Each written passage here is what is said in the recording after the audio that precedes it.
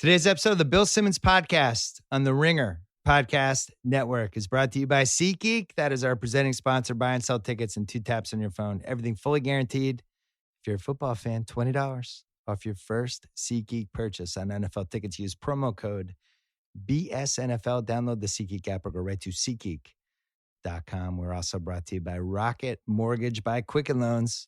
They give you the confidence you need when it comes to buying a home or refinancing your existing home loan. Their trusted partners allow you to share your financial information with Rocket Mortgage at the touch of a button. Adjust the rate and length of your loan in real time. Skip the bank, skip the waiting. Go completely online at quickenloans.com/Bill Simmons. Equal housing lender, licensed in all 50 states. NMLS consumeraccess.org, number 3030. Finally, we're brought to you by Callaway Golf, because at CallawayGolf.com/auctions, you can bid on a slew of fantastic golf stuff, with all proceeds going to a great charity called Golf Fights Cancer. One of my old Holy Cross buddies, Brian Oates, happens to be involved in this one, so it's near and dear to my heart. You can bid on custom-made, sandblasted, hand-painted, limited edition wedges for The Ringer, for the Shack House podcast, and for the Bill Simmons podcast. They are very cool. They have a whole bunch of other stuff as well. So go to CallawayGolf.com/auctions right now. Finally, we're brought to you by the Ringer NBA show.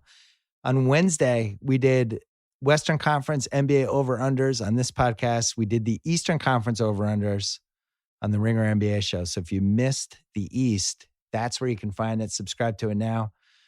Don't forget to go to theringer.com, my football column, every Friday on The Ringer. It's up right now, or it's going to be up. If you're listening to this on a Friday, it's either up or it's about to go up. Theringer.com. Coming up, Marc Maron. First time we have ever done a podcast on either his pod or mine. We're going to talk about that and a whole bunch more. But first, the Rock and Roll Hall of Famers. New documentary out, by the way. We're going to talk about that next week. Pearl Jam. And then Marc Maron.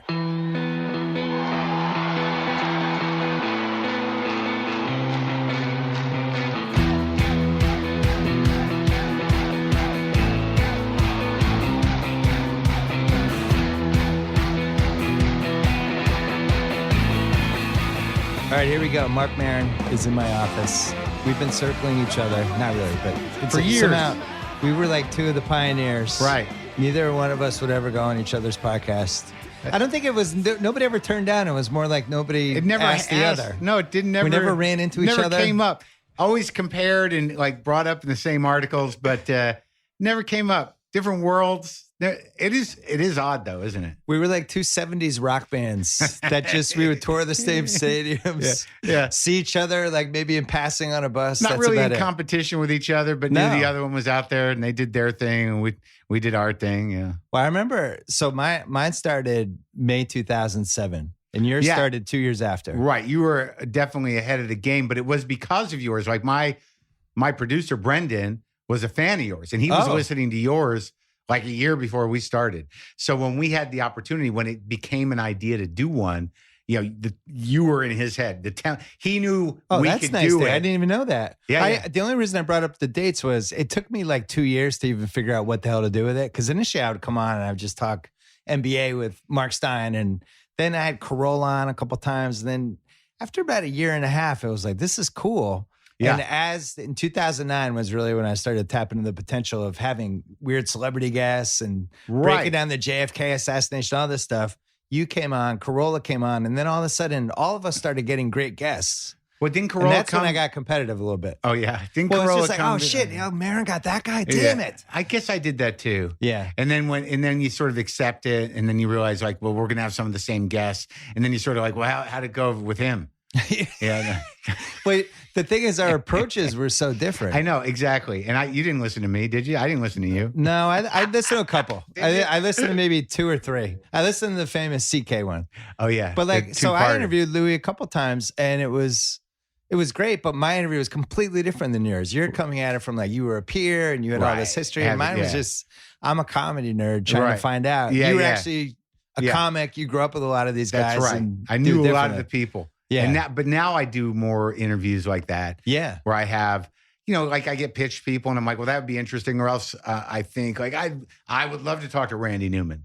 Like Randy Newman, like, because I'm a fan. And I don't know, how old are you? I think I'm older than you. I'm 48. Yeah, I'm 54. I like to say only 48. Right. But so we probably like some of the same music and stuff. Oh, yeah. So like when I get an opportunity to interview some of these old guys, I'm like, yeah, let's do that. Those are the best ones. Yeah. I like the ones, I've done that sometimes with basketball too. I nerd out, have some old school basketball dude who's just start talking about the 70s. And I'm not even sure anyone cares, but.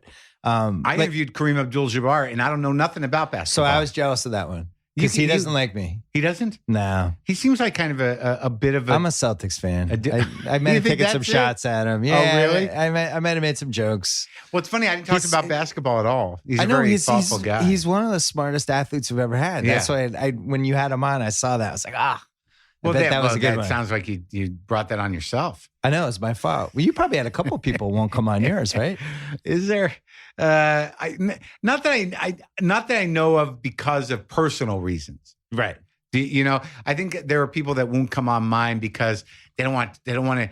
There was a while there after the Louis episodes where people were like, do I have to cry? I don't want to have to cry. Right. And that was never the case. But I think some people began to be afraid to come on because they didn't want to get that personal. And, I'll roll with the punches. I don't need it to be that personal at all. But there were people who were nervous about the hour-long personal interview. Well, sometimes I'm sure you've tried to do those and the guest just wasn't ready to go there. Well, yeah, but you can feel that. Like I'm always going to be curious about certain things, right? Yeah. So if it gets there, it gets there. Like if there's a moment where I'm like, okay, I'll follow that up and see if that gets us somewhere. It's not a plan in my head, but you could just feel like, well, that seems like there's some heat there or some juice there. Yeah. And I'm not looking to sandbag anybody, but sometimes people just, they don't know they want to talk and they surprise themselves when they do. Yeah. We must have Rappaport on here, right? Oh my God. I mean, Rappaport's like a jukebox. You just put 8-6, he's just off, he's going. Those are the best guests. You don't have to do but the he's work. Always a guy, they'll start talking, he's like, I don't know why I'm saying this. Yeah. That's always good. Yeah. I found, it took a while. Originally, I was doing a lot of them on the phone, which is a totally different vibe. Never did it. Yeah. And then when we built the Grantland studio, like 2012, they started coming in. Yeah. And I just felt like the whole format was different. You can read off people. You're not worried about interrupting them. You can read the eye contact, the body language. Yeah, it's all much that better. stuff. It was, never did any phone. Never did any long form phoners. I won't do them anymore. Like we'll get offered people, and it's like they have to come here now. Yeah, I'll do like short ones years. sometimes if they're friends who need a plug. Occasionally, I'll get on the phone for that, but never the big ones. How long did it take you to figure out what the actual format of the pod was? Because we should give a little background. I don't know who doesn't know this story at this point, but you're on Air America, right? Which was an idea that might be 12 years before its time. Sure, maybe. Now in 2017, I think Air America is. It could have worked now. Maybe we thought it would work during Bush, though. So true. Who knows? There's definitely a lot more outlets now, and people doing both sides of the political spectrum fairly effectively with podcasts and whatnot. Were you in radio because your comedy career wasn't going the way you thought it would go, or you were just fascinated by the medium?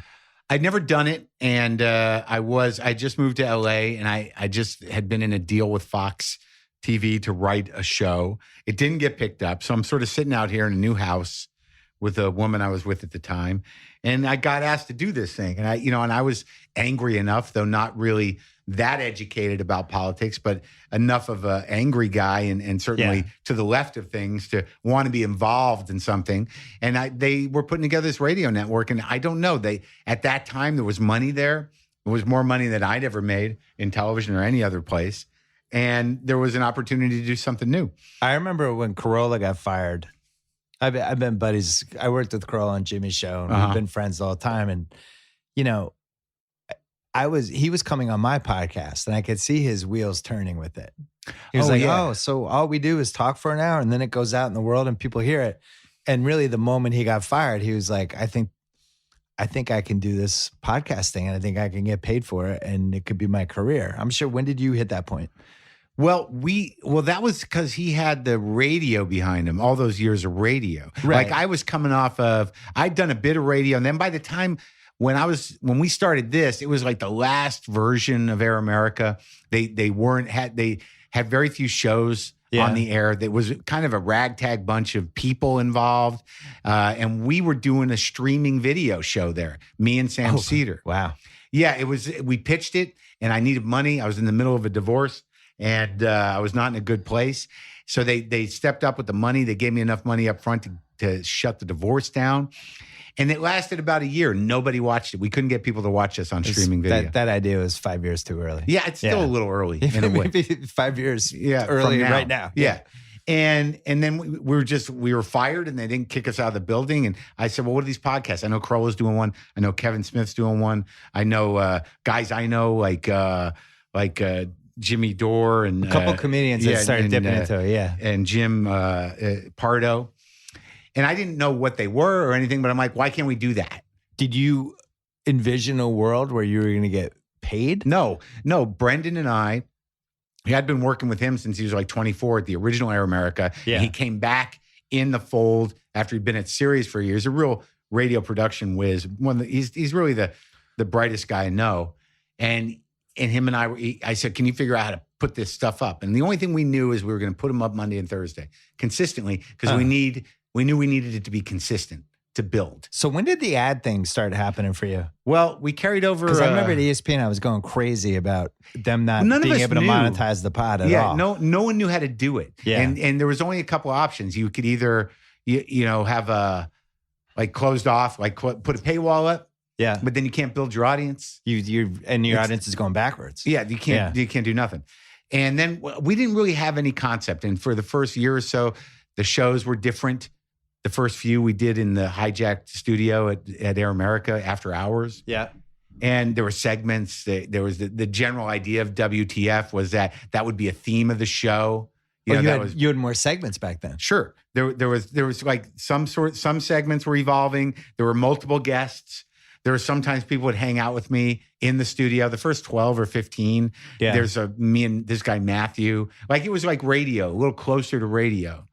And then once I got to LA, the interviews started happening, and we had a third segment. We had a part, there was a last guest that was usually an improv actor pretending to be somebody. It's like a Kaufman-esque kind of like, is it real? Is it not? Oh, guest. Interesting. Yeah, we did a lot of those. And then it kind of just became this Playboy interview. Yeah. And, but the monetization, we carried over this coffee company that sponsored our streaming video show for free coffee. And they were the first sponsor we had. And they would send me coffee and like, a few $100 a month. But then like when I started using them, I blew their business up. Like, it became clear to us, me and Brendan, that we could make money with advertising if somebody could, if we could figure out how to do it. Yeah. Because I started plugging this coffee company with the pow, I just shit my pants. I made up this slogan. Yeah. They didn't like it, but it changed their entire business. Wow. Like their online business just blew up.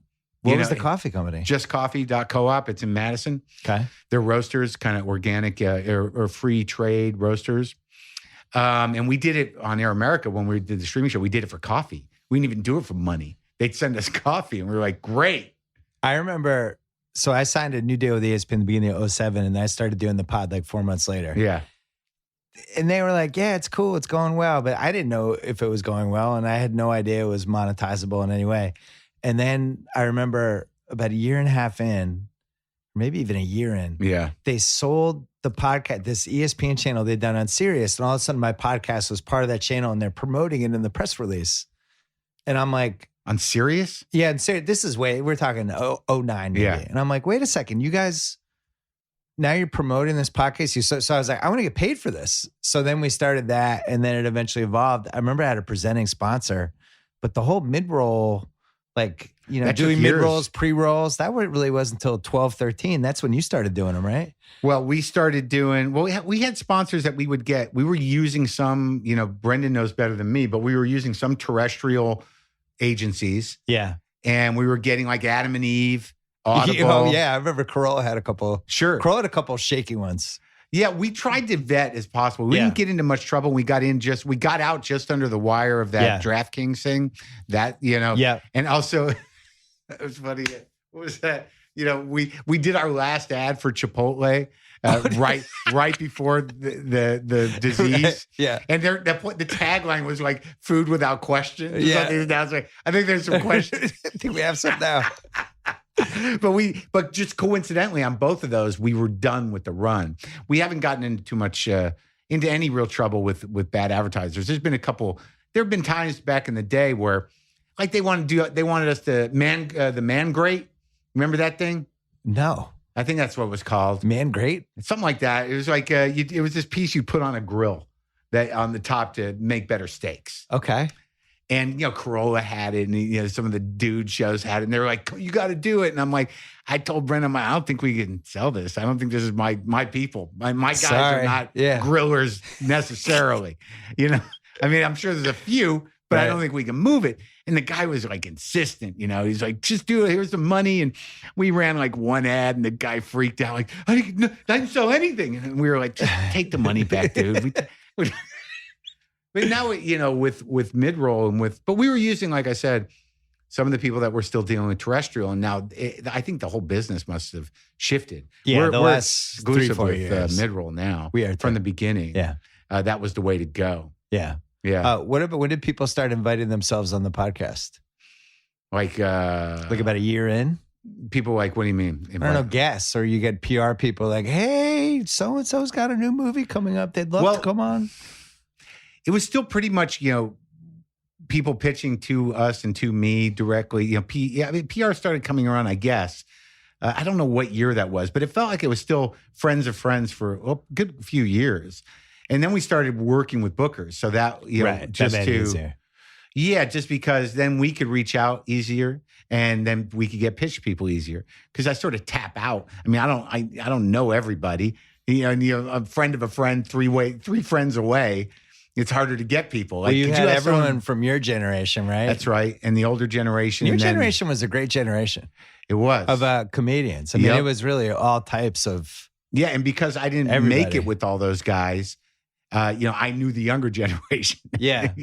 I was still trying to cut my teeth with the one behind us. So I knew all those guys. Well, so let's talk about those generations. Yeah. So you're the generation, you're like. It's me, coming Louis, into it, late 80s, Attell, early 90s. Silverman. Stewart's in there? Stewart, yeah. But he was he a little earlier? Maybe not much earlier, but he was very successful pretty quickly. Right. He did a few years. Yeah. But then he was always on TV with MTV. And then he went to, he had his own show on what was it? Where was it before? It was Arsenio, where he took That SWAT, where they tried him in That SWAT. Yeah, he had the MTV show. Then he had the network show on Fox, I guess it was, maybe. Yeah. Yeah. And then he went to The Daily Show. Colin Quinn's in that generation? Oh, he's a little older. A little older? Yeah, Colin Quinn's like the Dennis Leary, Colin Quinn. Bill Maher? Bill Is he in that one? He might be a little older than them. It gets a little foggy with the Seinfeld. I need a family tree that just explains all these branches. I think that Colin and Bill, they would probably be in the tail end of the Seinfeld era of those guys, and Larry too, because they're probably about 6 years older than me. Louis a little younger than me. So Attell's around my age. Your era was basically do stand up for 4 or 5 years. You're going to hit, and they're going to offer you a sitcom. Were you in that era? Or that was still too early? It was never 4 or 5 years. You'd get deals back in the day. Like I started doing stand-up in 88 and then professionally. Like I did about a year before that, kicking around. Then I started doing one-nighters in 88. Yeah. Just running around doing, one-night gigs in New England, because that's where I started. In Boston, really. That's where I started working. That's where I'm from. Sure, man. Yeah. Yeah, I used to do all those clubs. A lot of people, that was like where they made their bones. Yeah, back in the day, I went to college in Boston, then went to LA, got screwed up on drugs, came back to Boston, was in the WBCN Comedy Riot. Oh, wow. In 1988, came in second. Who beat you? Sue McGinnis. And then I started working though. Barry Katz had a booking agency, Boston Comedy Company. Yeah. And there were three or four companies that had one-nighters all over New England. So that was the deal. You take, you get it. If you had a half hour, you could open. If you had 45 minutes, they'd close you. But it's usually you and another guy driving anywhere from a half hour to 5 hours, to do a 2-man show at a bar or a bowling alley or a hotel. In deep Massachusetts. Oh, deep Massachusetts, Vermont, New Hampshire, Maine. They'll give Rhode you their Island. opinion in Massachusetts. They'll give you their opinion in Massachusetts. Dude, the fact that they'll offer it. Oh, yeah. Are you kidding? Oh, yeah. You suck. Hey! What the? You suck. The fact that me of all people, this neurotic, aggravated Jewish kid was running around New England opening, going up cold. Oh my God. Like it was like, the bowling alley. There's a place, I remember him. I remember the gigs. There was all the Knicks, right? You remember Knicks? Oh yeah. Knicks downtown. Knicks Comedy Club. Yeah. That was a big disco in the early 80s, by the way. Late 70s, early 80s. Right. And then I think it might be a disco again. I think it came back. Yeah. No, it was Knicks Comedy Stop downtown. Then they got one in Saugus. What was the one in Faneuil Hall? That's the Comedy Connection. That came later. The original Connection was right down the street from Knicks. Yeah. Yeah, right there. And then there was the one on Route 1. Saugus, that's Knicks.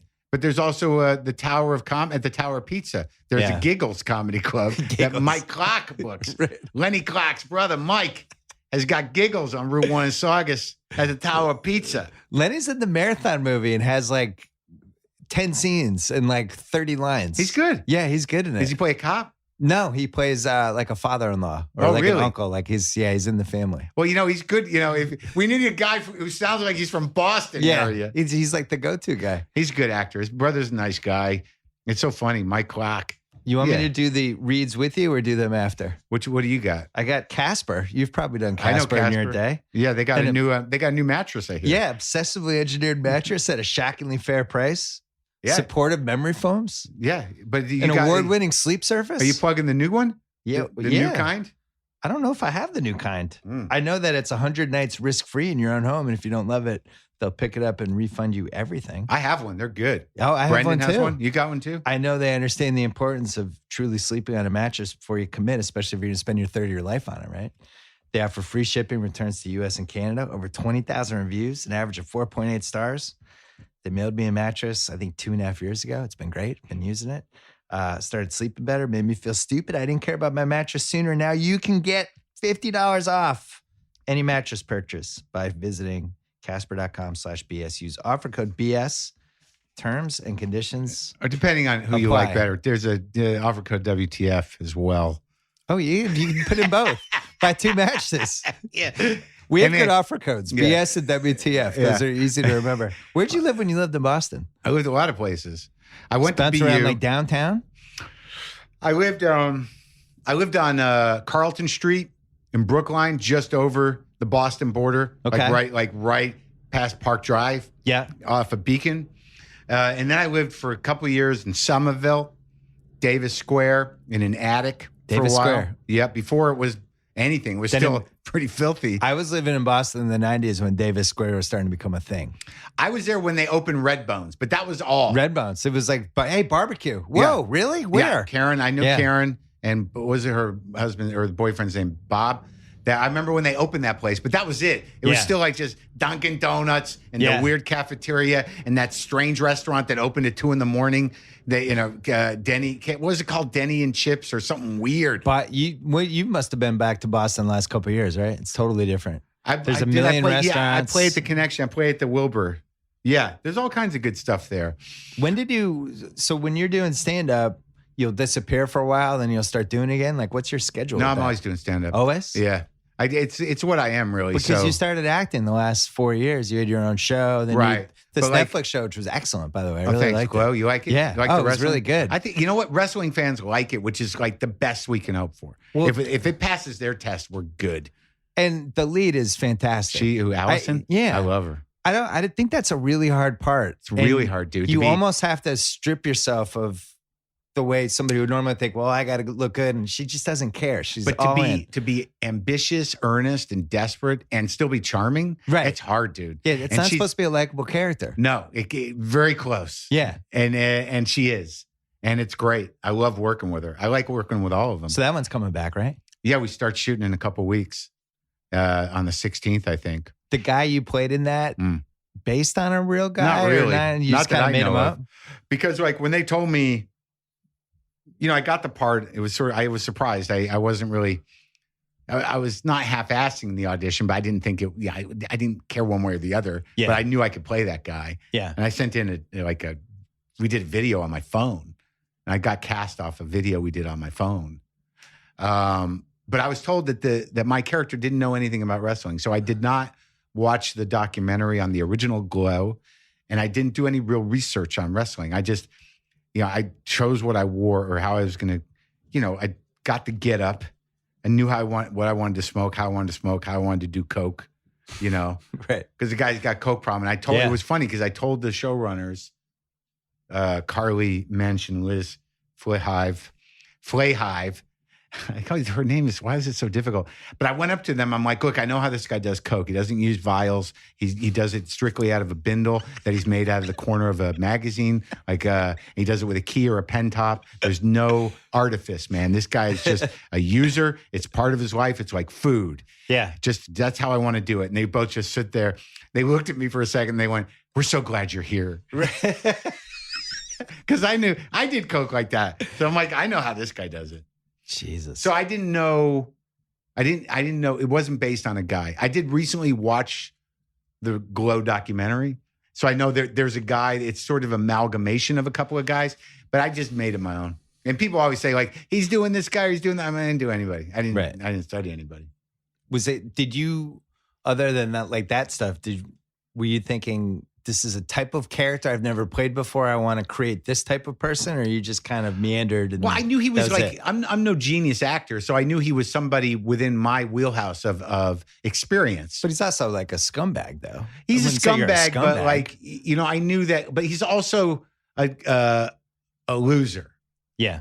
So if somebody's a loser, the intensity of their scumbaggery is sort of undermined a bit. Like, he may be a scumbag, but the thing is, he's his own worst enemy. Yeah. He's got problems. He's not, he's not really a hater. Yeah. Right. So I just saw him as sort of this kind of this guy that almost had something and just, it's always right out of his reach. And he's not necessarily bitter because he's not that self-aware. He thinks he's just on the cusp of doing the next genius thing. But he's unbelievably blunt, which actually most of the time is not endearing. But for some reason with this particular guy, it actually makes him kind of endearing. He's just like, here's what I think. Here's my opinion. With the women. Yeah. Yeah. And I think that because of the time period, I would not say he's not sexist. Oh, he's in the 1980s. Like, of course he's going to be that way. But like, I think he tends to instinctively show up for the women. Calls it like it is. And is a little mean and a little off, has no self-awareness, but... I would say he's a lot mean. Maybe my barometer's screwed up. Like I used to do a joke about that my I don't remember which girlfriend or wife it was about yelling. Yeah. And I would say, like, I don't yell. I think she has tonal issues. You should get here. Yeah, it's a problem. I always say that to my wife. I'm like, you just have small ears. You can't. It's not. Yeah, I'm not yelling. I'm not mumbling. Yeah. So you're doing that show. Yeah. But I always do stand up. I do stand up at. Why did you stop doing the IFC show? Because I didn't know where else we could go. It was like we had a lot of creative freedom there, but because no one really watches the network and there's not a lot of ratings or ad dollars, in the balance, that they were more than willing to keep making the show. But if you can't even get a nice bump, even for production, I'm not even talking about me. Yeah. Like if by the fourth season, we don't know if we can get a song we want because we don't have the money. Right. It becomes sort of like, well, what So that idea, if you'd waited like 2 years and then the whole Netflix, Amazon era had come, that's a different show with a different budget. Oh, yeah, definitely. Yeah. But I don't really think about it like that. I think we did like a great 4 seasons. Yeah, I think you know we what told I mean, the story. Though. Yeah. It was like all of a sudden an idea like that's what everybody seems to be searching for. Yeah, but I don't know if they would have bought it. I don't know where I would have been. These things all hinge on the timing. True. It's like, that thing was a hard, not an easy sell. We took it to a lot of different places. My Life at that time. Yeah. And IFC was like, yeah, great. This sounds great. And like I said, they got out of the way. But once we made it at a very reasonable budget, their whole business model is like, oh, good, we'll keep doing that. It's like, yeah, but we have to cut scenes because we can't go 2 blocks. Yeah. It's too much money. We got, we wanted to do a scene at a bus station. Now it's like, can't you do it in the front yard? I guess, like we can rework it. Right. At the very least, you should be awarded enough money to increase your production value. I agree. And that didn't seem like that was going to happen. Your favorite credit of mine is Almost Famous, which you noticed when you walked in. I have this fake album that you also have. I do. I have some of one of the many things we've shared in life. But the swag. But yeah, you play, for people who don't know out there, you play the angry promoter. You're angry promoter. I don't even think you have a name, right? Yeah. You're just angry promoter. It's another stretch. It's the Who Wants to Buy a Gate scene after Russell Hammond gets electrocuted. That's right. But I was Lock saying to the you, gates. that's like, one of my 5. We have a podcast actually that I'm one of the hosts of called The Rewatchables that we spun off, where we just kind of movies that are on all the time, just kind of dive in. So like Speed, those type of movies, I would Scream, watch that. But then the Almost Famous types and Almost Famous is just one of those, for whatever reason, you could jump in at the 20-minute mark, at the hour mark. Sure, if you love the last movie. 30 minutes. Yeah, it doesn't matter. Like, it's relieving. You're sort of like, oh, this is going to be nice. I know. I already know what happened. Yeah. This is a sweet part. This part. Yeah. Goodfellas is another one. Goodfellas is one of the all-timers for that. But that's what I was, that's what I was saying before we got on the mics was like, that's why I still flip around cable for that reason. I do too. A lot of times there's slim pickings, but sometimes you're like, I'll watch that. Where's it at? I have every movie channel. Yeah. I love scrolling through the movie channels and being like, oh, Silent Rage with Chuck Norris. Yeah. Okay. Yeah. You're like a movie DJ. Yeah. You're just like, doing a mix. I like knowing this new generation, like my kids, I have a 12-year-old, 9-year-old, and they're, they don't even have a concept of channels. Yeah. They're just on Amazon and YouTube. And a lot of people my age and your age are doing that. They're what do you call it? Cutting the cord. The cord cutters. Yeah. Yeah. That's what's killing what? Eventually going to kill the ESPNs of the world unless you think so? Yeah, unless they figure out how to change their model. What do you mean? Where do they get the sports when they cut the cord? So what happened? Well, so ESPN pays do you watch ESPN? So you're paying $7 for it anyway because you have cable. Right. That's how they have billions and billions of dollars, because people are paying for ESPN even if they don't watch it. Well, I don't think I need to take a stand. No, I don't think you're fine. Yeah. But they have this awesome business model where just everybody paid for ESPN, whether you paid for it or not, or whether you watch it or not. And now this new model is like my nephew Kyle over here. Yeah. He's just like, hey, I pay for Netflix. Right. And I pay for HBO and I get that. And he just picks his 3 things. He doesn't have cable. On computer. Yeah, it's on his computer or his iPad what about or the whatever. Apple TV? Do the Apple TV? Apple TV, Roku. That makes Xbox, it easier. Yeah, the Xbox or the PlayStation. Right. Then you can just watch. But like I watch MSNBC, for news. So that's the question is, where does this go? And is our generation holding on to this model that we really liked?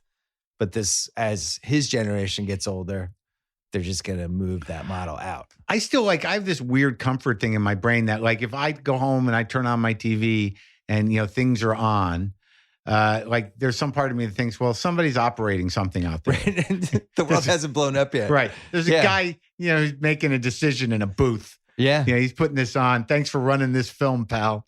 We went to Hawaii. My family went to Hawaii in August. Yeah. And they had an Apple TV in the hotel. And I hooked up my MLB package to it. I was watching the Red Sox games. Was able to watch HBO, so I got to see the Game of Thrones. Yeah. It was basically my show, the Mayweather fight. There was a Showtime app. I was able to get that. And it was my life didn't really change. And I was in Hawaii, 6 hours behind everybody. And it just made me think God damn, I don't know where all this is going. My wife can listen to not only my podcast, but yours in the car. And I've gone in, she has a Tesla. Yeah. And I've gone in there and your podcast has been, I'm like, what the fuck? She's like, oh, you should get better guests. He has good guests sometimes. And it turns into that. Kyle's been in there for that. I'm like, what the fuck? Where's my podcast? Why? Doesn't she hear you enough? Well, that was part of her argument. But then I stepped it up with the guests the last 6 months. So now I've kind of won her back from you a little bit. Oh, really? So now it's good. You might have to respond. I got to make a move. I got to do something. I've got to book a big guest. I mean, I had Jake Gyllenhaal 2 weeks ago. It was the most impressed I think she's ever been That's by a me. good one. How was that? How was he? I gotta say, I would. It's funny now we're recommending guests. I would recommend Jake Gyllenhaal. Yeah. He was great. He was ready to go. Love talking about it. I like the ones where they just go all in on here's why I made this choice. Here's what I learned from this movie. Yeah. I'm always fascinated by that because I always approach it Yeah. This person's a resource. Right. What can I learn from this person while they're here? You know? I thought we had him booked and then it went away, but now like I told him, I was like, you do Mayor and I'm out. I used to do that with Nerdist. You did? Sure. You did the Jay Leno on them? Not really. That's the what Jay Leno used to do to but Kimmel. we just would space them out. Like, it wouldn't be, his or me do one or the other. Right. But it was like, well, if he got him first, then, we'd have to space it out. Feels but then a little we sloppy secondsy. Yeah, but but not really, because like I don't know how many listeners we share. That ultimately became it. It's like, and then the ones that we do share, they liked hearing both of our experience with them. We do different interviews. Have you been rattled by a guest ever?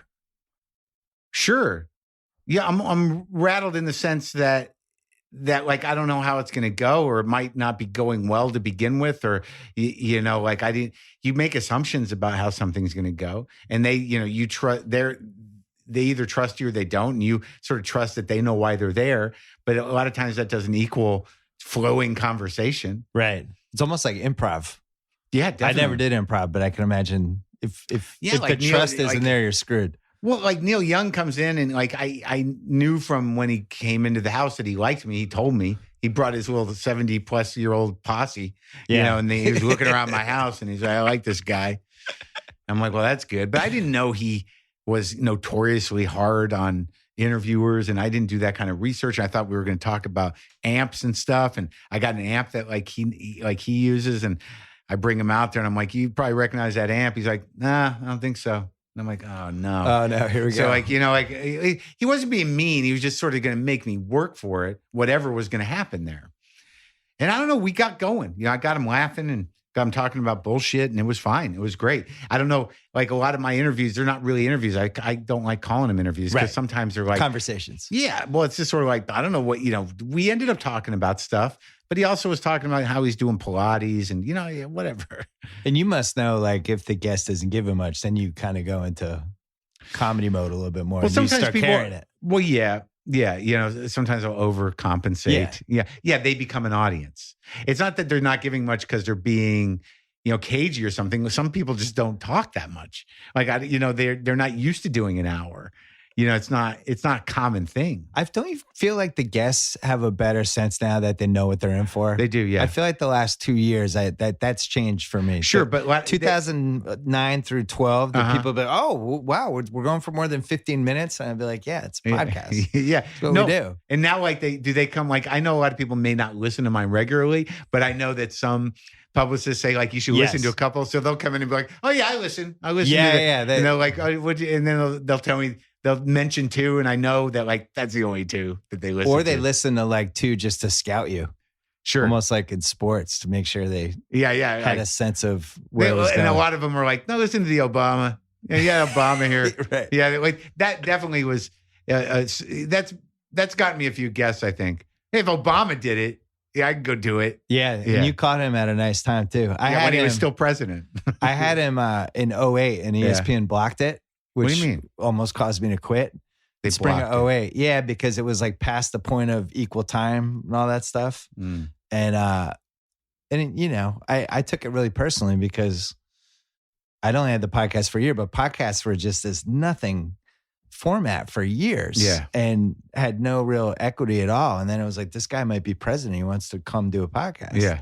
So I ended up getting him in 2012 for like 20 minutes, and we taped it. Right, I remember that. The one you did with him, you had him for like an hour. You talked about basketball and stuff, right? I did. Because that was the thing. He just wanted to talk sports because I come in, I'm a sports guy, and he gets to talk because he loves sports. Yeah. And it's a side of him. Be loose and have Yeah. fun. Any decision he makes with an interview is going to be for a reason, right? He comes on yours. He's like, I'm going to go deep. Yeah, he went pretty deep, and he said he did it to get people involved. Right. Yeah, just in politics in general. Right. That was his drive. It was good. It was exciting. He probably should have started making that move a couple years earlier. Well, I think there's only so much you can do. It's a hard sell. I mean, I think that ultimately this administration is going to activate more people. True. Yeah. And I don't know whether to blame him or not for that. That the future of the Democratic Party is something he probably should have cared about more in retrospect.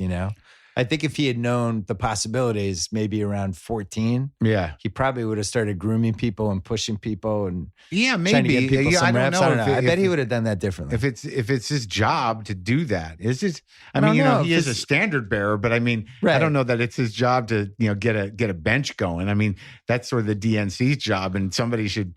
And also it's relative. I don't know. Is it his job though? Is his job's to worry about the future of the country, right?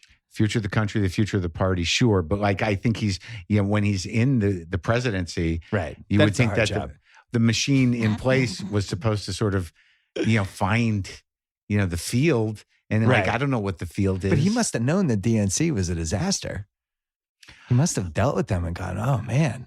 Yeah, what's going on over there? I think that there does seem to be a disconnect sometimes between, the president and the apparatus. Yeah. Yeah. What was the most rattled you've been by a guest's fame?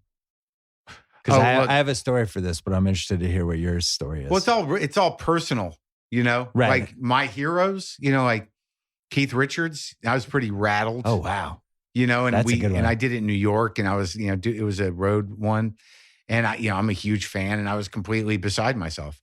And how coherent was he? He's very coherent. He's a little loopy. His book was excellent. Oh, dude, he's really very smart. Yeah, when I read that book, I'm like, boy, like, holy we've fuck. all been fooled. Yeah. This guy's like, intelligent, deep, thoughtful, intellectual guy. Yeah, by the time I got him, it was funny because we were at NPR studios in New York City, and we were just picking up. I was there.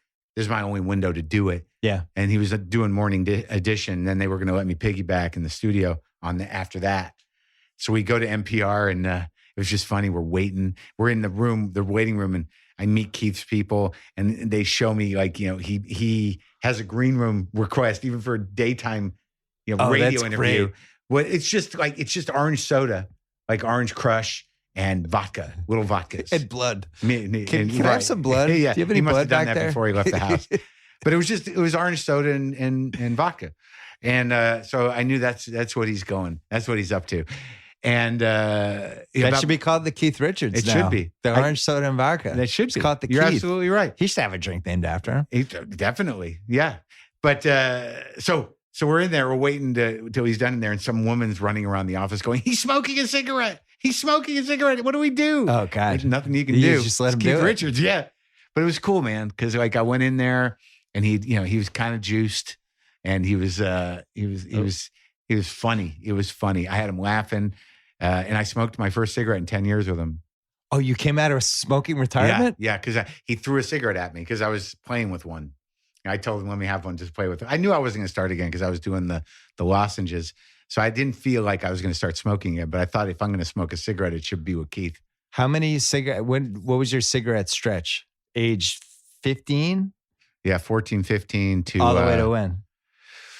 To like with intermittent periods of quitting. I think I really quit for good in like 99, 63, 73, 83, 93, 36.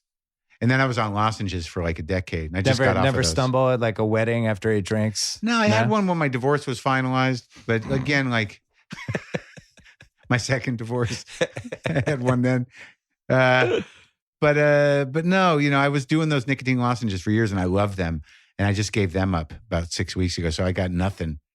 I have a story about feeling my feelings. It's horrible. I have a story about a guest making me nervous. But speaking of divorce, yeah, both of us have been married for a while to stamps.com. We've done a lot of first. One of the first, man. Oh, geez, convenient, easy, reliable, flexible. Do it right here in the bungalow. I mean, can you remember? I separate my life before and after. Before and after. I Stamps? stopped going to the post office. Because why would you go to the post office? No reason There's no reason. You have stamps.com. It's the best. You get all the deals. You get deals you can't get at the post office. Yeah, you hand your packages to right the mailman guy or the woman. The U.S. Postal Service is right at your fingertips. Any letter, package, class of mail. Stamps.com will even send you, I don't know if you know this. Digital scale?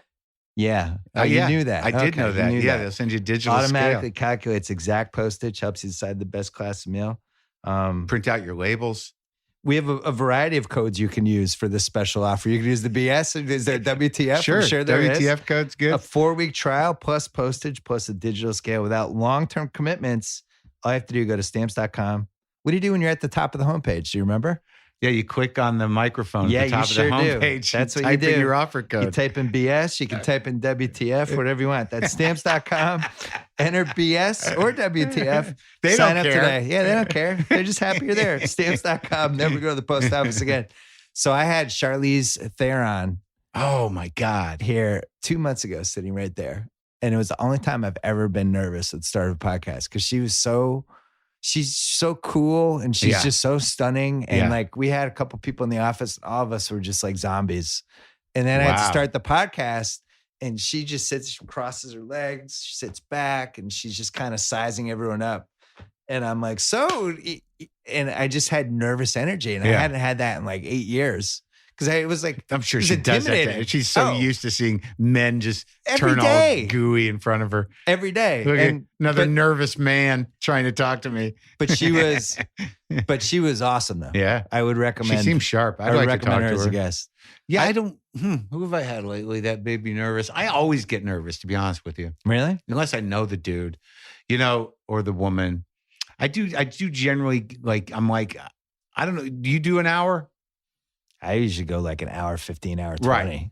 So, because the best part of the pod is usually the last 30 minutes. Because for some reason they loosen up near the end. They get a little break punchy. them down. Yeah. Yeah. They lose the will to live. Well, they forget that they're on mic. Yeah. Yeah. That's where you want them. That's when they start saying stuff. No, definitely. Yeah. The last third. Yeah.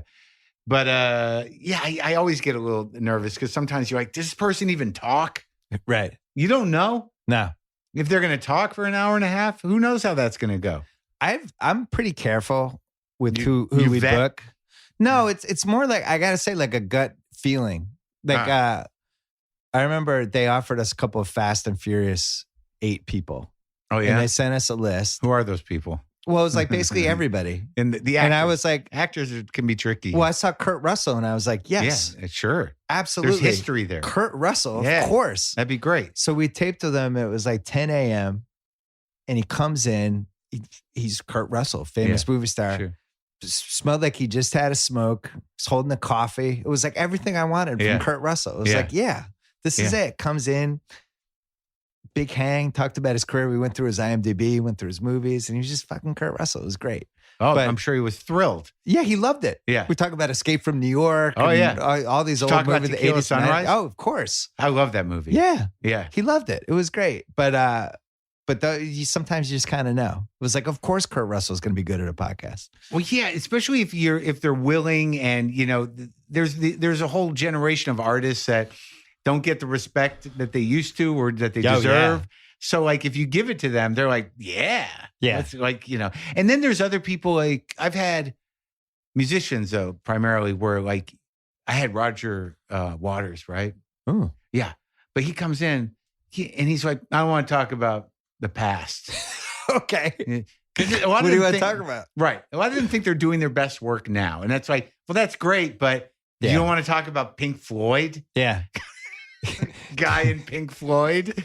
And then you got to figure out how to get him there. So that becomes sort of this challenge where you kind of like, okay, and talk a bit. And you're like, but that sounds a little bit like that other record. Like you try to sneak it in so you go down the rabbit hole, and they don't know they're down there. It's good. The only one you've done that I was genuinely jealous and enraged about was Springsteen. Because I'm Springsteen generation.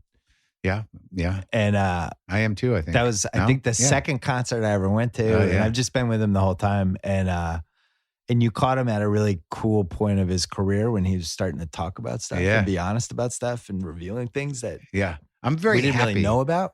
I'm very happy. How long did you go with that one? We had tight hour. So because that could have been. It was okay though. You would have been like, Bruce, you played for 3.5 hours. You can't go.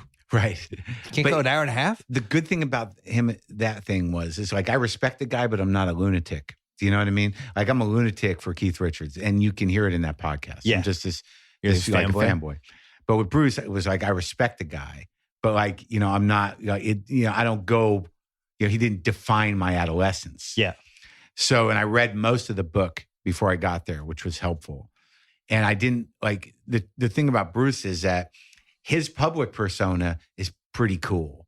Like it seems real. He's managed it incredibly over the years. It does seem 100% genuine. Right. He's like, hey, man, it's everything's good. And I'm just, So sticking his jaw. Yeah, that looks pretty good. Yeah, good guy. But underneath that, there's just this teeming darkness and anger and everything else, which I relate to. So I didn't know if I was going to get there, but we got there, and it was great. And the only thing I'm happy about. Well, I'm happy. I look back at that as a great experience. Yeah. And it would have been different if I was a big fan in the sense of being fanatic. No, you're a respectful fan, but not a maniac. Exactly. But like I've talked to several old timey Bruce Springsteen fans. They're like, that's the best interview. We love that interview. Oh, so it helped that you were a little detached. Definitely. Because with me, I would have gone too deep. I would have been like, well, you would have got hung up in the music. I would have gotten hung up in the music and also the stories that he used to tell in the 70s about, I got in a motorcycle accident. And right. My dad, and he had on this stage, such a he would, when they released the 3 CD live album in like 85, and they kept a couple of the stories in, and it became clear this was like this was this damaged guy whose dad had really fucked him up, really and hated his guitar and hated his long hair and was disappointed that he didn't go to Vietnam, but then kind of was happy that he didn't go to Vietnam. A little bit of a drunk. Yeah. And then it might have been a lot of bit of a drunk. We don't know. But. Well, in the book, he's pretty, he's definitely saucing it. Yeah. Yeah. And just kind of like, and then they left him and his sister. Yeah. It's and tough, just moved to California. And then he started playing music and like his whole life fell into place. He's so hard on himself. That's the one regret I have about that interview is that I really didn't identify that. Yeah. He's depressed. Yeah, he's got this chip on his shoulder. Yeah, and he feels most comfortable on stage, and he's able, and all this other stuff. But he's like, I think he's insanely hard on himself.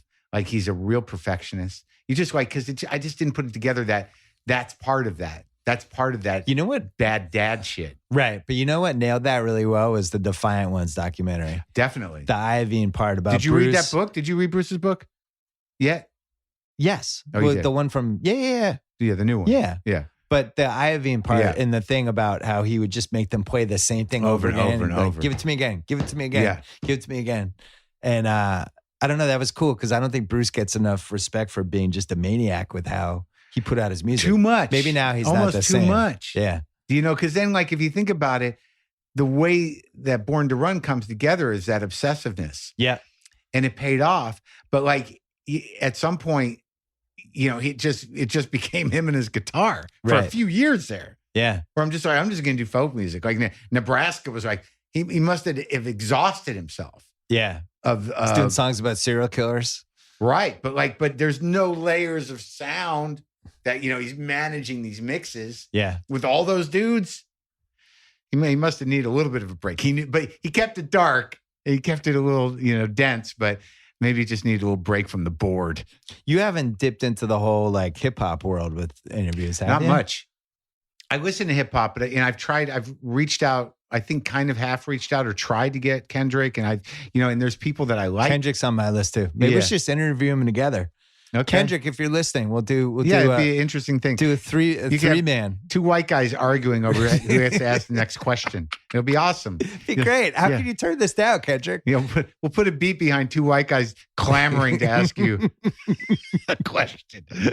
Well, Kendrick's like, he's such a unique guy. He probably would be like, oh yeah, okay, that I'll sounds do it. interesting. Like, I think he just kind of floats to whatever's cool. My current girlfriend is very hip hop oriented, and like there are guys that I've listened to and I like, Kanye, Jay-Z, but they're pretty mainstream cats, and I've definitely listened to a lot of their records thoroughly at different points in my life. I've been listening to a lot more jazz now, and I was able to interview Kamasi Washington, which is who works with Kendrick a bit. He's a big jazz guy, a sax guy, and I've been sort of getting into that lately. I like talking about jazz. Have you had Kimmel on? Kimmel? Yeah, long time ago. I went to and interviewed him. I'm doing his show next week, I think. Oh, good. Yeah, he's next Wednesday. He's had an unexpected career. Kind of has gone in this direction. I don't think anyone would have expected. Well, I think it's because it's coming from his gut. It's I don't think it's a career decision. I think it's 100% not. I think he had this thing happen to him with his kid. Yeah. And then this thing with Vegas. Yeah, this personal stuff. And that, it just kind of, he's trying to be a common sense guy.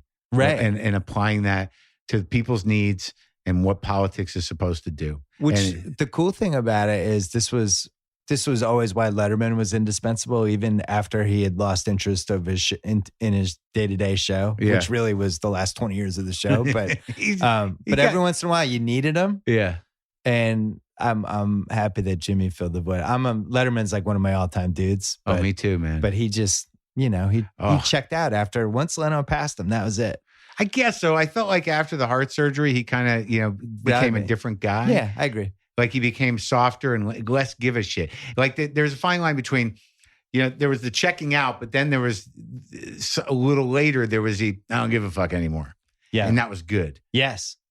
So there was a sort of renaissance of Letterman not giving a shit. Right. Which is better than checking out. Yeah. Nothing was like that show in the 80s, though. I mean, when you were an up-and-coming comic, that must have been your dream, right, Letterman? I did it. Yeah. I did it 4 or 5 times. Because if it had been 10 years earlier, it would have been Carson, but I think it shifted to Letterman probably by mid-'80s, I would guess. Oh, yeah. No, I was, I wasn't going to get Carson. And I don't know. I watched Letterman from the beginning. And when I was in college, I loved him.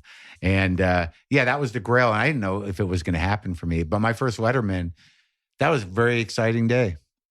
Me and my shiny suit. Bought a new suit that I look at. I've made some bad clothing decisions over the years. Especially in the 80s. Oh, man. It was a Calvin Klein suit, but it was shiny. And my hair was all short. And I was like time traveling. My set was so tight. That first set, you watch it, it's like a great set, but you don't get a sense of who I am. But I deliver everything perfectly. I'm like, I don't need a mic because you look at old days, you don't need mics in a TV studio. Yeah. Anyone who's holding a mic, they're doing it because it makes them comfortable. If you ever see a mic stand on one of those shows, it's like that. It's just because that guy is used to it. You just go out with your hands. Right. And I that was so great. You're waiting with Biff behind the curtain and you go out there. Every one of those appearances, I think I did 3 stand-ups and 1 panel. The panel was like, and I got in the panel under the wire before he retired. And it was the greatest experience of my life as a comic. Because he was Did you do the Dangerfield special or no? No.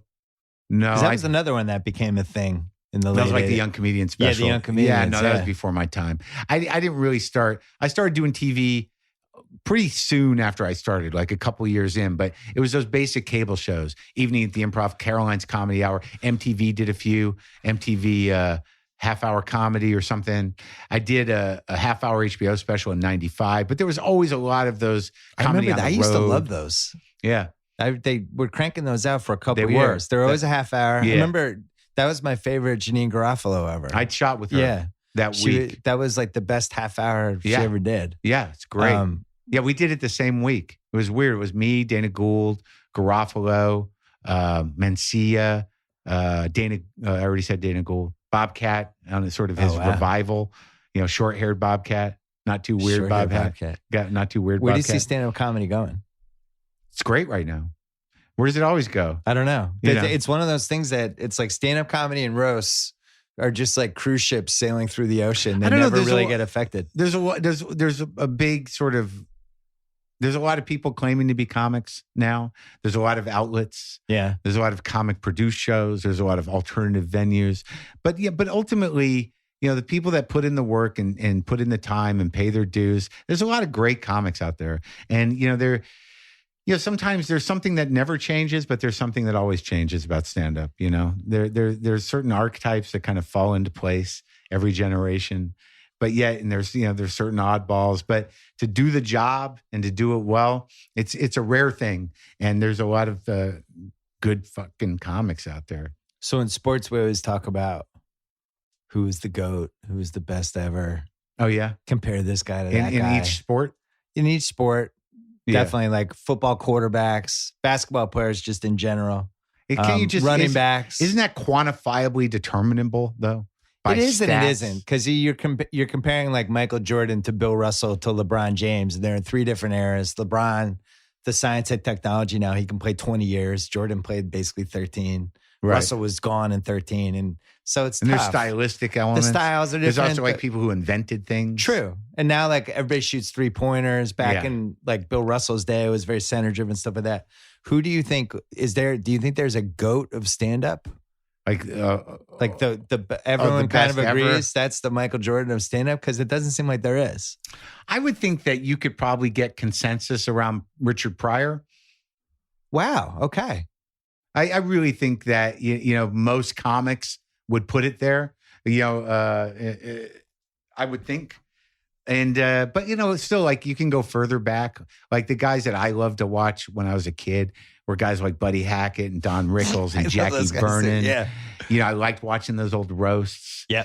And then, when I was in high school, I went to see the first, Richard Pryor movie live in concert. And it was like, what? Yeah. There was so much humanity to it. There was so much real heart in it. That was something that, not only, the voices, the jokes and the stories, but he had his heart on the line and you could feel it. And that was a new thing.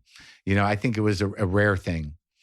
But I liked Woody Allen. I had all the Carlin records, Cheech and Chong records, Steve Martin records. But I think that people would probably really, if you polled them of a certain generation, that it would probably be Carlin. It seems like Pryor. Like if there's championship belts being passed, yeah, most of the people who have held that belt would always point to Pryor. Yeah, either influencing them Definitely. or he influenced the person. Or Carlin. Yeah. I think that's true. Yeah. I always thought when Pryor was on SNL, which I think was like the 10th episode, maybe it was the 4th. Mm-hmm. It was the 10th. And he goes on, and that show is becoming a phenomenon.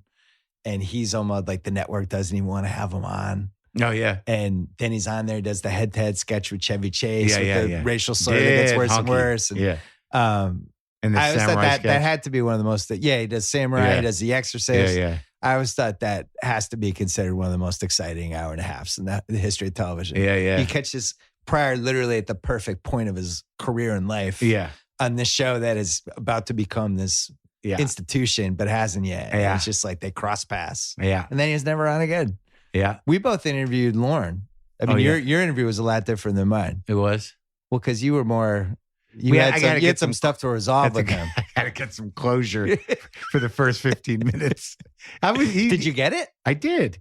He indulged me completely. Can you give the 15-second story for some people who don't know that story? I auditioned for SNL.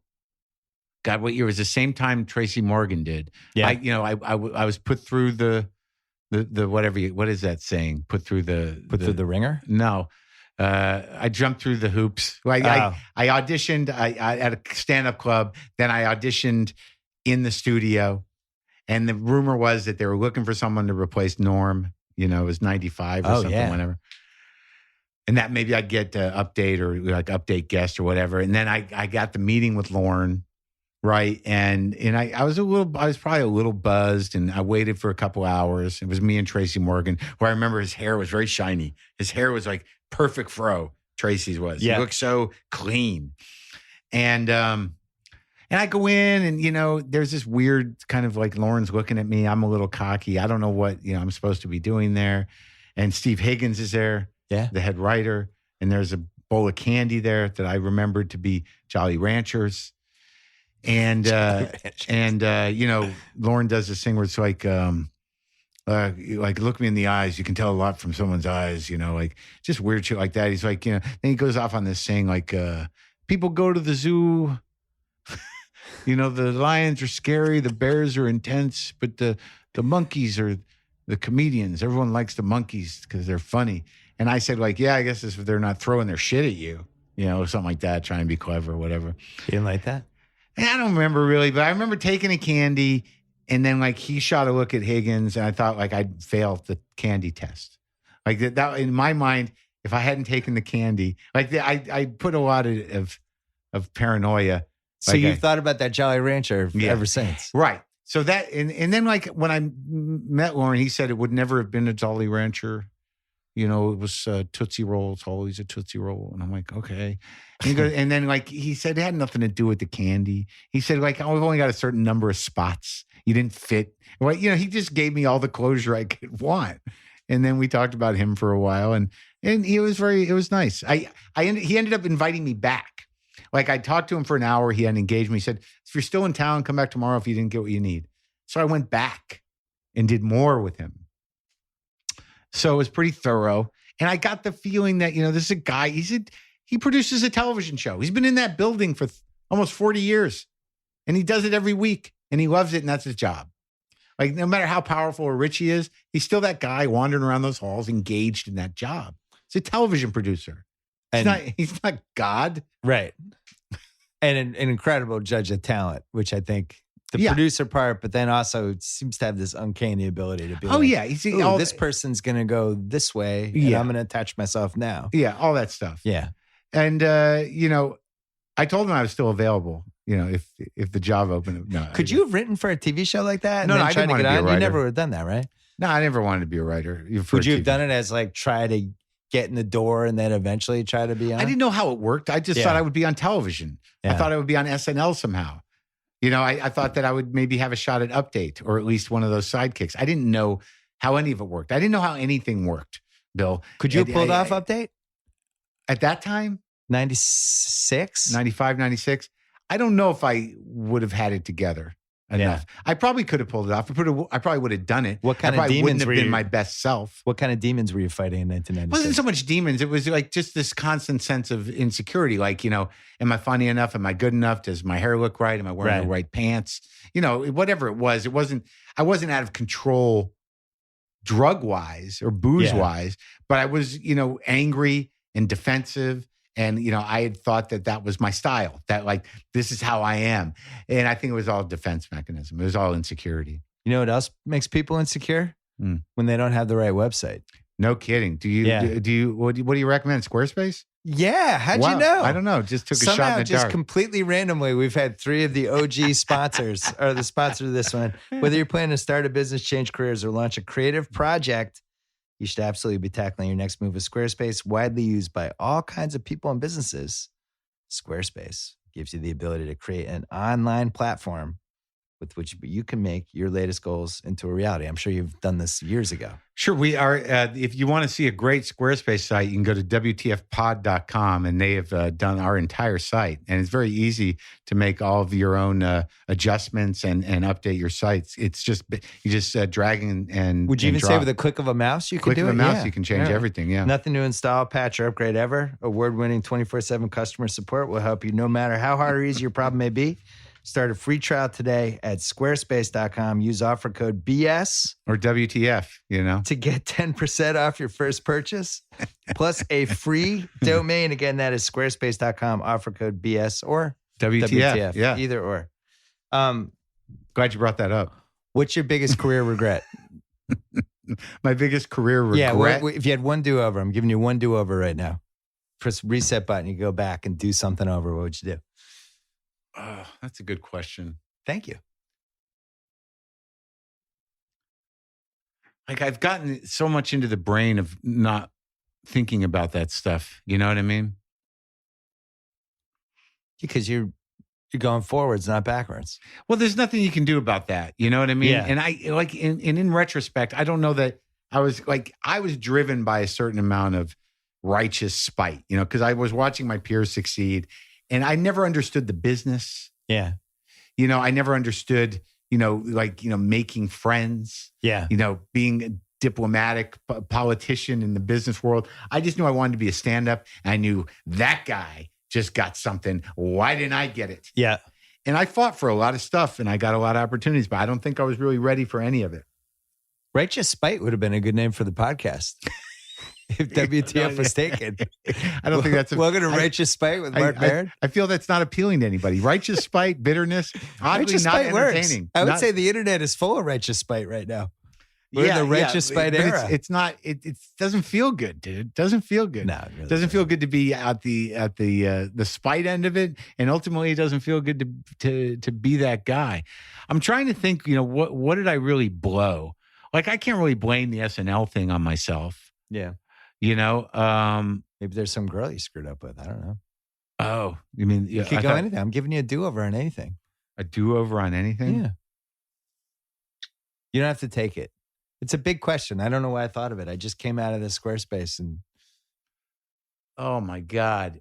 Like, I really wonder, like, what? Because I feel like in my heart there's things that I just kind of like blew. See, you seem like a much more at peace guy than I expected.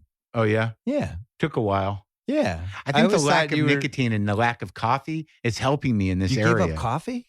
I did because they went together. They always go together. So I've been drinking tea, black tea. So I have some caffeine in me, but I'm not jammed. Interesting. Yeah, I just wrote in a joke about like I had to quit drinking coffee because it made my girlfriend cry. There's a couple of steps in between. It did exacerbate my emotions a bit. When you're writing jokes, where do you go? It's a comedy store. You don't go to like a weird coffee place or like? I don't really write like that. Like that came up on stage. I do almost all my writing in the moment. Like I write ideas down. Like my notebook's in the car. But what unfolds on stage, it's very rarely, like structured jokes. Yeah. Like I just keep chipping away at an idea and then I kind of hone it and then I figure out where the timing is. Like I just did that special for Netflix. Yeah.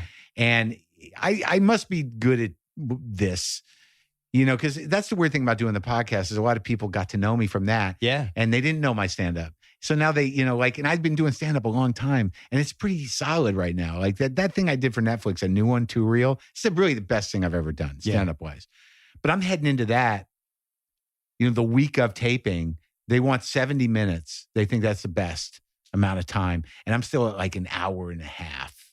So I'm still at 90 minutes, 95 minutes. And like 2 shows before I got to tape it, I just cut it. And I figured out where things connected, where the callbacks were, how I wanted to end it, kind of. Yeah.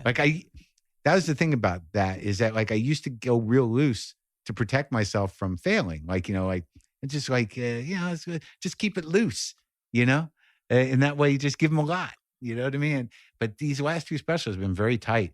And I was just amazed that I could trim it down in 2 days. And I had that moment where like, I know how to do this. To trim down a half hour out of a 90-minute set. Yeah. And then like to get it in your head and not, and to get it, as a conversation. So that's how I do my writing. I didn't know how I was going to end that special to the day of. I changed the ending the day of. Wow. Yeah. That makes it exciting. So I don't write at a coffee shop. I generally write on stage and I write impulsively. Do you think there's a right age for a stand-up to kind of peak with how they understand the tools of it, or is it different for everybody? I know some people have a gimmick, some people like, get a hang of it, very quickly early on. And then it evolves, I mean, once you learn how to make people laugh, however you do it, then you kind of got that out of the way. Then you can go back and make them not laugh again. Yeah. And, you can make them laugh. You can grow however you're going to grow. I mean, I didn't really come into myself. It took like 20 years for it to really work out. I don't think I really let go of the fear until like 5 or 6 years ago. Just like totally trusted the process. Trust the process, not afraid, feel at home on stage. Writing columns and stuff, it's the same thing where at some point you hit a point where you go, this is due. I haven't written it yet. I'm good at this. Yeah. I'm going to trust the process. I'm going to go to my place. I'm going to look at the blank Microsoft Word screen or whatever you're using and just, it's going to come. It's going to happen. Writing's brutal. It takes forever. I mean, for some people, sometimes if you don't, it's like I know I can get on stage and even if I've got nothing to say and I just dick off, I can be pretty entertaining. Yeah, you trust it. Yeah. I always thought it's like writing, and I'm sure doing stand-up too. It's almost like playing golf where if you got to keep going out there.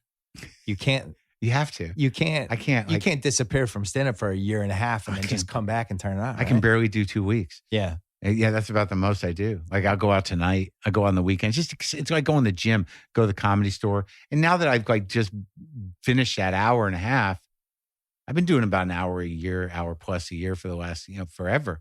Got 4 or 5 CDs, 3-hour specials, 1.5 hour special. I mean, then but I don't want to pressure myself anymore. I don't know how I got that. I never know where they come from, but they come. I was always amazed when Sarah was dating Jimmy. Yeah. And you'd be at Jimmy's house and Sarah would just get up and she'd leave at like 9:30. Like, where's she going? She's going to do a 10-minute set. And then she'd be back an hour later. Yeah. And be like, you just went and entertained a whole bunch of people. That's what we do. It was like, I'll be right back. I was like, she's going to get gas. Oh, I'll see you guys in a little bit. Did he live by the Improv? Or where did he?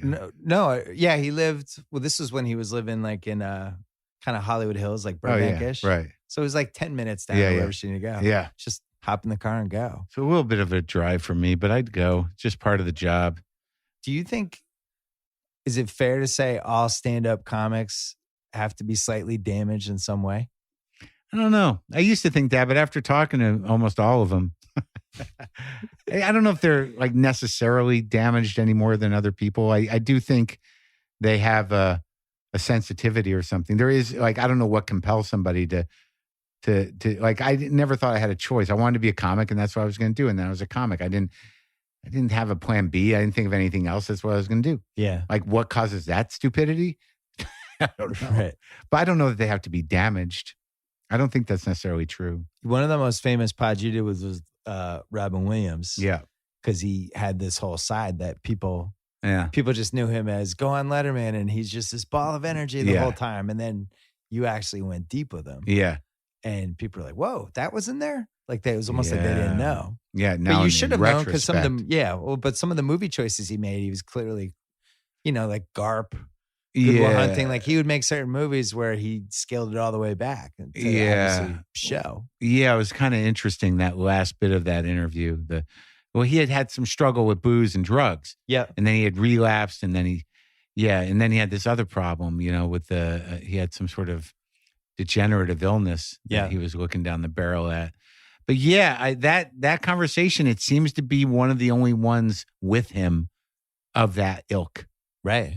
Because it got a lot of play. I think it might be the only one. Yeah. If there's another one out there, I haven't seen it. Yeah. And it was a very odd day. It was interesting. Like he and you confronted him on the joke stealing stuff and all that stuff. Yeah. Yeah. And he owned up to everything. And it was just, I think the only reason it happened the way it did was I was in his home and there was no one there.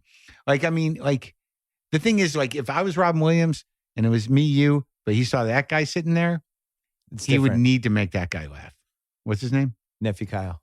What? Nephew Kyle. Like Robin would be talking to you, but he'd be thinking about making Nephew Kyle laugh. And that would consume him. It would just be what he'd be doing. Yeah. And so because there was no one else there, he didn't need to do that. I'm an easy audience, but he wasn't going to just, jump up and down for me for an hour. It's when we built the Grantland studio in 2012, which was basically a converted electrical closet. And I just had the people, we had to close the door. Like even if they brought people, they couldn't go in. There just wasn't enough room. Yeah. There was just the two of us. I always felt like that was a huge advantage. Oh yeah. Where it's me and you. They just kind of would let the guard down and go. Have you done real radio? No, I don't think so. Well, no. I mean, just radio. Real radio. Yeah. Well, like I thought you'd created some new station. Oh no. Like when if you're doing a morning show behind the glass. Oh yeah, behind the glass, you're gonna go for it. Yeah, you have to get those guys. You got to get real laughs from people behind glass because you can't hear them. Yeah. You got to see them buckle with laughter. Yeah, when I did morning radio, I was always looking behind that glass because you needed to if you couldn't hear it, so you had to see them go over and start laughing. Tell me about your book. Yeah, you have it. No, you looked over there. No, nobody mailed it to me. No, I just looked at the time. Oh, what time is it? 3:04. The book is pretty amazing, really. And we had no idea it would be so amazing. It's a really smart idea. I was jealous of it. You went through all your conversations. You're more jealous of me than I am of you. I like it. Like it. I was told, just keep telling him you're jealous. It'll make the interview great. No, you had a couple great ideas. A book of interviews. Jealousy, then he qualifies it. Not a lot. A couple of things. I had to bring you back down. I didn't want you to be in the power seat. No, I love that. I mean, Apatow did a book where he just went randomly and just interviewed all these people. I thought it was fantastic. So I'm excited to read yours too. The way the book came together is just, the idea was we have this resource of these, 800-900 interviews. So it evolved into, we created a bunch of themes that we talk about a lot on the show. Yeah. Like, relationships, success, failure, addiction, spirituality, sexuality, there's like a dozen or so. And we broke it into themes. And Brendan McDonald, who's, a wizard, who's he's more than half of why the show is great and why the book is certainly great, is that he's got this steel trap of a mind. And he was able to kind of remember much better than me any of those conversations. That's amazing. I wish I had a Brendan McDonald. You need I'm jealous Brendan again. Yeah, you should be jealous of that one. No, I mean, that's great. You've had that guy since day one. Dude, and when it was so funny because, he, for the first 4 or 5 years of the podcast, he was doing it on the side. he was producing television. He was a news producer at MSNBC. Like, and then like, even when we started the video thing, like I always request Brendan. I'm like, need Brendan, can't do without Brendan. So when we brought him back to Air America, he had a big job at Sirius. He was moving up the chain. And I brought him back in to produce this video show. And then when that hit the wall, I'm like, we got to do something else. But he had to work. He's got a family and stuff. But like a few years ago when he said to me, he said, I'm going to go full time with WTF. I'm like, dude, you don't have to do that. I don't want to. What if it doesn't work out? Like, you can just. But he knew he wasn't going to do anything he didn't know was going to work out. And it certainly worked out. But anyways. So he organized, you have these 12 themes, grab different pieces of different interviews. Well, that's basically it, you know, is that they're all pieces from different interviews, about 150, 160 people in there. And I wrote short chapters, you know, to head of each theme. John Oliver wrote the foreword, the intro to the book. And I read it and I was like, I couldn't believe I had these conversations. Like because when you're in one, what do you really remember? If you're engaged, and I'm hyper engaged. Yeah, I don't know where you're at right now, but you seem halfway here. I'm engaged. You're I'm always here. engaged. I love doing these. All right. Yeah. But like, I don't remember them. Do you remember your conversation? I'll go further because I had a 2-year stretch when I worked at ESPN where I had 5 jobs and I was working so hard that there's like this 9-month stretch of podcasts that I looked through because I was like, have I had this problem? Going through, there's some Wikipedia page and I'm like, I don't remember doing that. Yeah. It's like, I don't remember that stretch of my life almost because I was so embedded. Like, it's almost like PTSD. Yeah. It's like, I guess I did have I don't remember talking to that guy. Yeah. Yeah. Like that happened to me yesterday. Yeah. Like who was I talking to? Rob Hubel. And, he's bringing up people and I'm like, I think I talked to him. Yeah, did I? Yeah, I talked to him. I talked to Jason Waldner. But what's really interesting about it is I think that people talk differently, obviously, than they write. So when you read transcriptions that are, mildly cleaned up from uhs and ohs and whatever's, is that the intensity of it is immediate. So you read these things that people say as opposed to, writing, which, you form. It goes in differently, I think. It has a very visceral feeling. For years and years, I resisted doing transcripts of the pods because I always felt like to just grab a snippet of it, you lose like whether somebody was joking, you lose the tone, you lose the context of it. And it always made me nervous. But then we started doing it the last 2 years. It's fine. Oh, yeah. It does read differently than it sounds, especially if you pull out the wrong piece. But for the most part, it's cool. And I think it adds to it. There's emotional immediacy to it. Yeah. And it just really came together as a book. And it's a nice big book. And there's a lot of things discussed. There's a lot of people represented in it. I think there's going to be like 4 of these. I think it'll be like volume 4. We scraped the barrel with 12 more themes. Sodomy. Yeah. You just Who go knew? through So many people. Oh my God. 10 sodomy quotes. Yeah. I think Conan O'Brien on sodomy.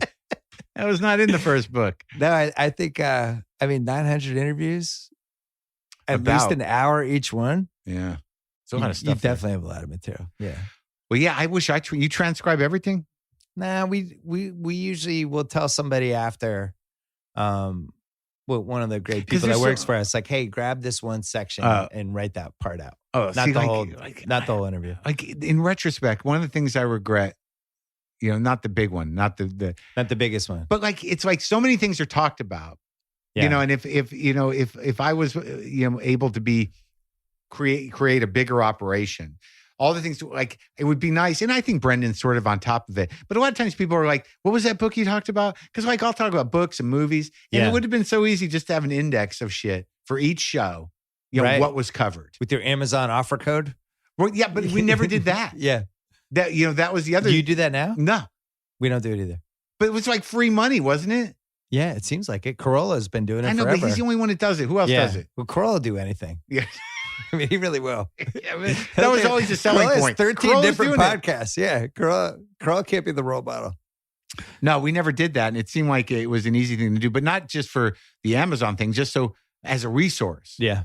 Like, like if people want to listen to things as an index, like what do you talk to that guy about? Gladwell does it with revisionist history. He has each page for the pod has a bunch of resource material. But now at this point, to go back and do it would be an insane job. You'd have to hire someone to listen in 850, whatever. listen, do not underestimate the young millennial workforce out there. The millennials get a bad rap, but I guarantee there's a couple millennials that would be like, I want to work with Marc Maron. I'll go through every just interview hire done. 5 millennials and break it up to 120 a piece. Pay them in nicotine lozenges. They'll do it. Marc Maron, this was a lot of fun. I'm glad we did this. It was good. Now you have to do Home and Home. I have to come on yours at some point. Okay, that'd be good. And also I got to think about like what would that pass be? Is that what you can finish it on the WTF pod? Yeah. All right, or I'll tweet you. When you did WTF? Did you expect that it would become also this acronym that's just constantly being texted back and forth with LOL and a couple of the other? I think it must have been in the world. Must have been, it was out there, but not like.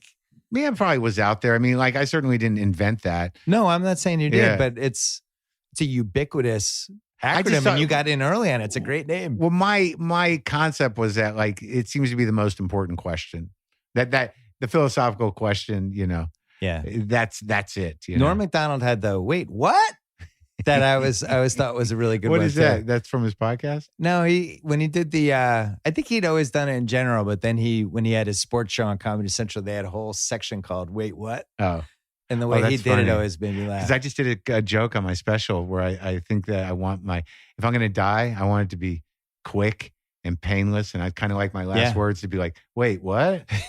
And then it's over. Yeah. I think I'm with you. Marc Maron, thank you. Thank you. Thanks so much to Callaway Golf. CallawayGolf.com/auctions. Don't forget, you can bid on a slew of fantastic golf stuff. All proceeds going to a great charity called Golf Fights Cancer. You can bid on custom-made, sandblasted, hand-painted, limited edition wedges for the Ringer, the Bill Simmons podcast, and Shack House. Go to CallawayGolf.com/auctions. Right now, it ends next Wednesday. Thanks to Stamps.com. Buy and print official U.S. postage for any litter, any package, any class of mail using your own computer and printer. They'll send you a digital scale. Automatically calculate exact postage. You'll never have to go to the post office again. Sign up for Stamps.com. Use promo code BS. For a 4-week trial plus postage, plus a digital scale with no long-term commitments. Click on the microphone at the top of the Stamps.com homepage, type in BS. Thanks to SeatGeek for $20 off your first SeatGeek purchase on NFL tickets. Use promo code BSNFL. We have a bunch of good podcasts coming up the next 2 weeks. Keep listening. Coming back Monday, Guest the Lines with Cousin Sal, and then a whole bunch of other good stuff next week. Until then.